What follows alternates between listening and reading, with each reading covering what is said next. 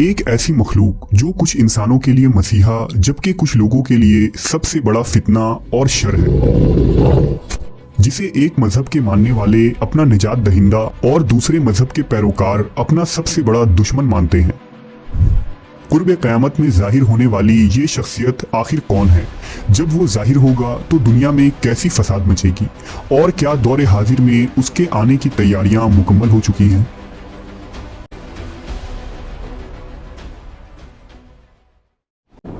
दुनिया के बदी के दो बड़े नामों में एक नाम शैतान का है और दूसरा दज्जाल का। कहते हैं कि अल्लाह तबारक व ताला ने दज्जाल को पैदा फरमाकर मशरिक के जानिब कुर्रे अर्ज के किसी दूर दराज जजीरे में कैद फरमा दिया था। दज्जाल दुनिया का सबसे ज्यादा काबिल नफरत शख्स है, जिसे अल्लाह के नबी हजरत मोहम्मद सल्लल्लाहु अलैहि वसल्लम ने दुनिया का सबसे बड़ा फितना करार दिया है और उसके शर से पनाह मांगने की दुआ फरमाई है। जबकि यहूदियों के नजदीक दज्जाल मूसा अलैहिस्सलाम के बाद सबसे ज्यादा काबिल इज्जत और मोहतरम शख्सियत है, जिसे वो अपना मसीहा करार देते हैं। उनके अकीदे के मुताबिक मसीह दज्जाल हजरत दाऊद अलैहिस्सलाम की औलाद में से है, जो दुनिया में यहूदियत कायम करेगा और हजरत दाऊद की बादशाहत को जिंदा करेगा। यहूदियों का ईमान है कि दज्जाल की आमद के बाद दुनिया भर के तमाम गैर यहूदियों को कत्ल कर दिया जाएगा। दज्जाल मस्जिद अक्सा को शहीद करके अजीमुश्शान हैकल सुलेमानी की तामीर करेगा, जिसके बाद पूरी दुनिया पर बनी इसराइल की हुकूमत कायम होगी। यही वजह है कि दुनिया भर के यहूदी एक तवील अरसे से न सिर्फ मसीह दज्जाल के आने का बड़ी बेचैनी से इंतजार कर रहे हैं, बल्कि आज उसकी इस्तकबाल की तैयारियां भी तकरीबन मुकम्मल हो चुकी है। यहूदियों के मुकद्दस किताब तिलमूद के मुताबिक दज्जाल इंसानों की तरह ही पैदा होगा और परवरिश पाएगा। उसके पास बहुत पुरइसरार ताकतें होंगी। उन्हीं ताकतों के बलबूते पर वो यहूदियों का निजात दहिंदा बनकर आएगा। यहूदियों के मुताबिक वो नस्ल इंसानी का अजीम बादशाह होगा। उसके जमाने में सारे मजाहिब खत्म हो जाएंगे और सिर्फ यहूदियत ही बाकी बचेगी। अगर दज्जाल की आमद की बात करें तो यहूदियों के मुताबिक दुनिया की उम्र 6000 साल है, जिसे वो जॉर्जियन कैलेंडर कहते हैं।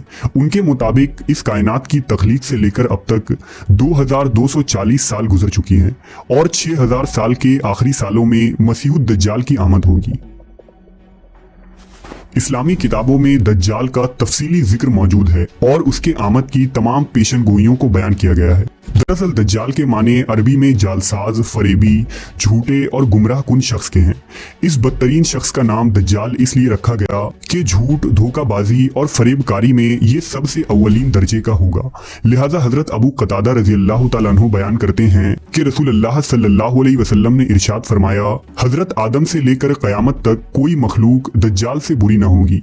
इसी तरह दज्जाल के हुलिये के मुतालिक अगर मुख्तलिफ रिवायतों और अहादीस को जमा किया जाए तो वो कुछ यूं बनता है। दज्जाल पस्ता कद, भारी भरकम जिस्म और मकरू चेहरा वाला होगा। उसके बाल घुंघरैले और बेतरतीब होंगे और दाहिनी आंख कानी होगी, जैसे अंगूर का उभरा हुआ दाना हो, और दोनों आंखों के दरमियान यानी माथे पर काफिर लिखा होगा। अगर खुरूज दज्जाल की बात करें तो यहूदियों के अकीदे के मुताबिक मसीह दज्जाल रोम के दरवाजे पर आएगा। वो बनी इसराइल को अपने इर्द गिर्द जमा करेगा और यरूशलेम की तरफ ले जाएगा। फिर वो हैकल सुलेमानी यानी थर्ड टेम्पल की दोबारा तामीर करेगा। जबकि इस्लामी रिवायतों के मुताबिक दज्जाल मशरिक की सिमत में इस्फहान नामी शहर से निकलेगा। दज्जाल जमीन पर 40 दिन रहेगा, जिनमें से एक दिन 1 साल के बराबर, एक दिन 1 माह के बराबर और एक दिन 1 हफ्ते के बराबर होगा, जबकि बाकी अय्याम साल के आम दिनों की तरह होंगे। उस वक्त दज्जाल अपने गधे पर सवार होकर सारी दुनिया का चक्कर लगाएगा। रुए जमीन का कोई मैदानी, सहराई और पहाड़ी इलाका ऐसा बाकी न रहेगा जहां वो न पहुंचे। अलबत्ता मक्का और मदीना पर फरिश्तों का पहरा होने की वजह से वो उसमें दाखिल न हो पाएगा। दज्जाल तरह तरह के शोबदेबाजी और करिश्मे दिखाकर लोगों का ईमान बर्बाद करेगा। उस दौर में दज्जाल के पैरोकारों के अलावा बाकी लोग सख्त तकलीफ में होंगे। दरअसल बाबुल की असीरी और यहूदियों के सेकंड टेम्पल की तबाही के बाद यहूदी अपने इस मसीहा का बेसब्री से इंतजार कर रहे थे। यही वजह थी कि जब ईसा अलैहिस्सलाम ने खुद को नबी करार दिया और लोगों को अपनी तरफ बुलाया तो यहूदियों ने ईसा मसीह को सूली पर चढ़ाने की कोशिश की, क्योंकि उनके नजदीक मसीह अलैहिस्सलाम नऊज़ु बिल्लाह दज्जाल थे और आज भी वो उन्हें फॉल्स मैसी कहते हैं। दज्जाल का अंजाम और खात्मे के मुताबिक अगर रिवायतों को एक जगह जमा किया जाए तो वो कुछ यूं होता है। जब दज्जाल पूरी दुनिया में फितना और फसाद फैला चुका होगा तो मुल्क शाम रवाना होगा। उसके वहां जाने से पहले ही अल्लाह हजरत मेहदी अलैहिस्सलाम को माबूस फरमाएंगे और आप दमिश्क आ चुके होंगे। लिहाजा हजरत इमाम मेहदी दज्जाल के साथ जंग करने की तैयारियां मुकम्मल करेंगे। उसी वक्त हजरत ईसा दो फरिश्तों के कंधे पर तकिया किए आसमान से दमिश्क के जामे मस्जिद के मशरिकी मीनार पर जलवा अफरोज होंगे और हजरत इमाम मेहदी से मुलाकात फरमाएंगे।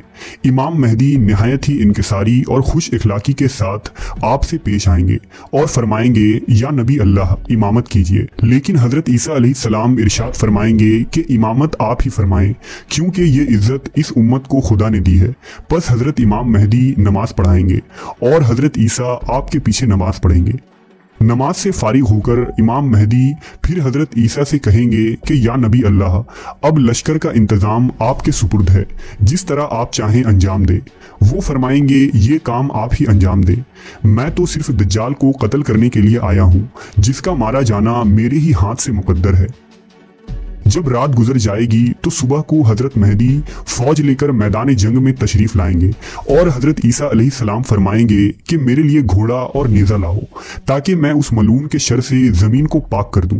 बस हजरत ईसा दज्जाल पर और इस्लामी फौज दज्जाल के लश्कर पर हमला आवर होगी और खूब घमसान की जंग होगी। दज्जाल का लश्कर नेस्त तो नाबूद हो जाएगा। दज्जाल आपके मुकाबले से भागेगा, आप उसका ताकुब करेंगे और मकाम लुत तक जा पहुंचेंगे। हजरत ईसा अलैहिस्सलाम नेज़े से उसका काम तमाम करके लोगों पर उसकी हलाकत का इजहार करेंगे।